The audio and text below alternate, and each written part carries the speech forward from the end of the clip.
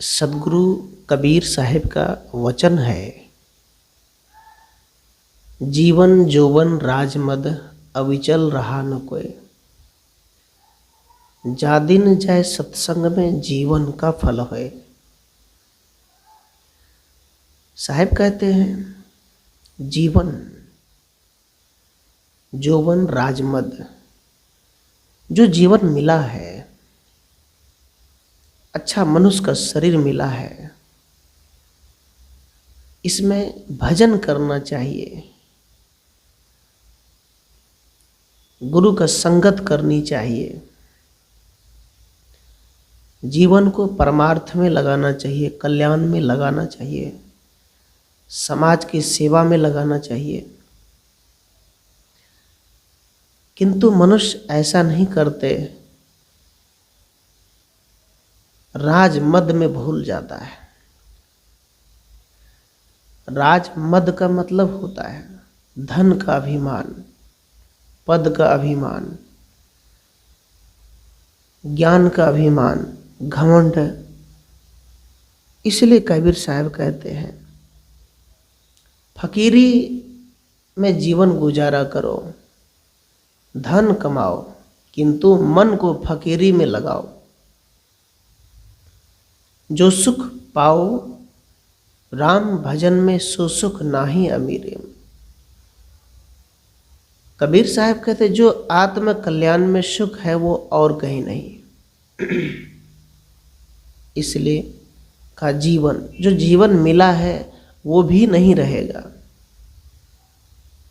पक्का समझ लो, 70 वर्ष तक में यहां से निकल जाना है, पक्का समझ लो। ये दुनिया मुसाफिर खाना है।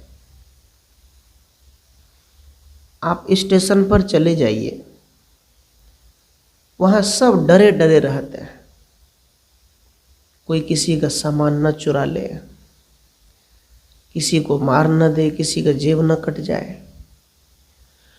वहां एक आते दूसरे चले जाते, वहां कोई रुकता नहीं, वो मुसाफिर खाना है। ऐसे ही कबीर साहब कहते हैं जीवन मिला है, ये जीवन भी तुम्हारी समाप्त हो जाएगी।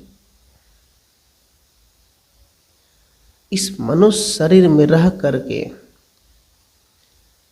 साधना भक्ति का काम कर ले, समाज का कोई एक ऐसा काम कर ले, तू मर भी जाए तो लोग कहे वो जिंदा है, तुम्हारी नाम जीवित रहे, ये काम कर ले। यौवन का मतलब होता है जवानी। जवानी कोई कोई थोड़ा कमाता है और जब घर लौटने लगता है तो आधे पैसे के वो शराब खरीद लेता है। जब पीता है तो जवानी के मद में चूर हो जाता है। याद रखना, जवानी उसी का सफल है जो जवानी को सही काम में, सही सेवा में लगाया है। एक पहलवान था, कुश्ती में उनका हाथ टूट गया तो काफी परेशानी आई, दर्द हो रहा था। तो उसी बगल में एक सत्संग का कुटी था। वो शराबी, वो पहलवान रोज कहता था, महाराज जी मेरा हाथ यदि ठीक हो जाएगा तो मैं 10-10 के मार के गिरा दूंगा। तो साधु ने कहा बेटा तुमको ऐसा नहीं कहना चाहिए, कहना ये चाहिए कि यदि मेरा हाथ ठीक हो जाए तो 10 की सेवा पहले करूंगा, उसके बाद कुश्ती करूंगा। सज्जनों, कुछ ऐसा कर ले जो तू आया जगत में, तो ऐसा कर ले, कर साहेब की बंदगी भूखों को कछु दे। साहब कहते संसार में आया है, कुछ कर ले तू।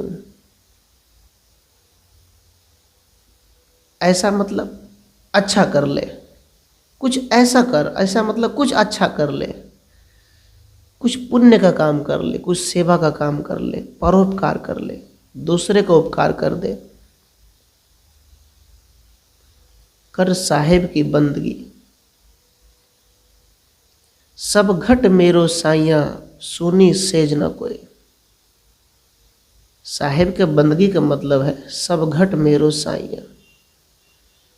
कबीर साहब कहते हैं सब घट में मैं हूँ, सब घट में मेरा ही स्वरूप है, सब घट तो राम है, सब घट में साईं का वास है, कोई सेज सोना नहीं है। जित देखूं तित प्राण हमारो। जहाँ देखता हूँ वहाँ तो मैं ही मैं नजर आता हूँ, मेरा ही स्वरूप है, सब में वही है, सब में वही प्राण है।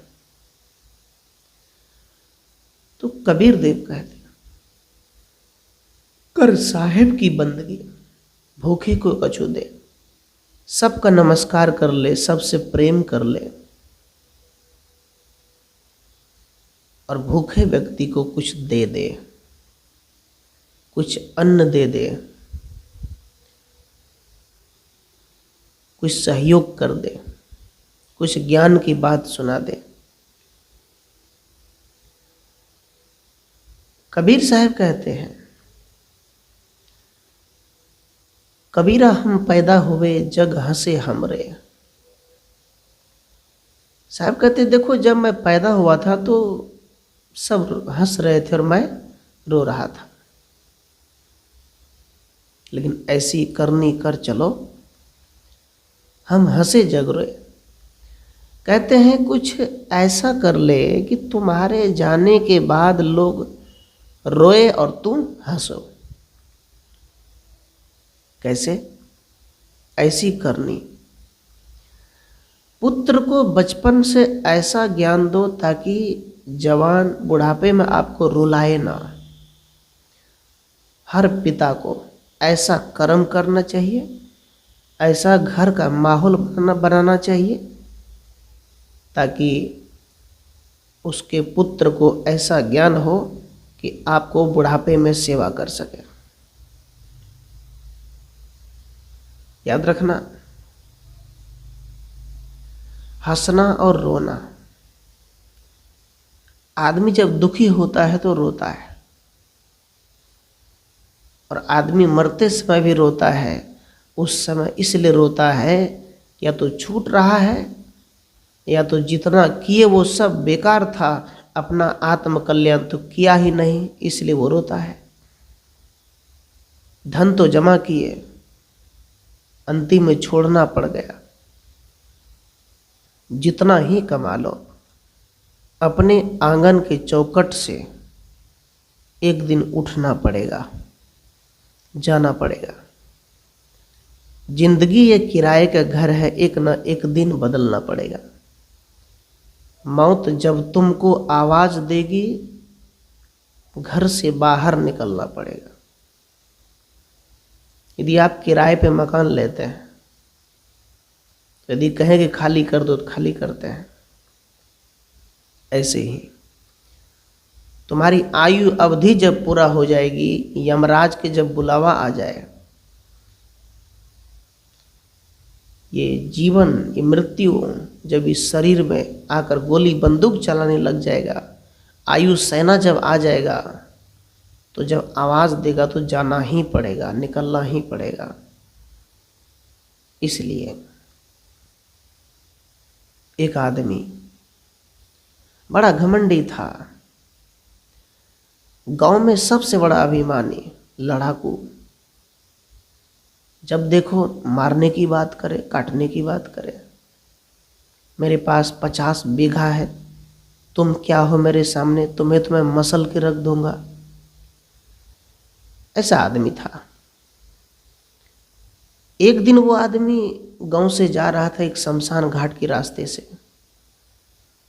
उसकी नज़र पड़ी शमशान घाट पे, वहाँ लिखा हुआ था, चिंता मत करो, तुम्हारा असली घर यही है, तुमको यहीं आना पड़ेगा, तुमको मेरे साथ मिट्टी में मिलना पड़ेगा। वो आदमी पढ़ा और विचार किया, उनकी घमंड, उनका अहंकार सब चूरम चूर हो गया, नाश हो गया। शीतल एकदम सोच में पड़ गया कि ये क्या लिखा है।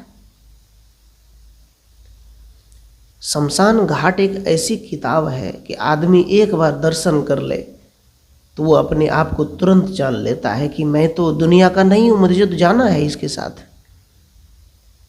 वो सबसे बड़ी किताब है। किसी मुर्दे को देख लो, मौत को देख लो, वो सबसे बड़ी किताब है।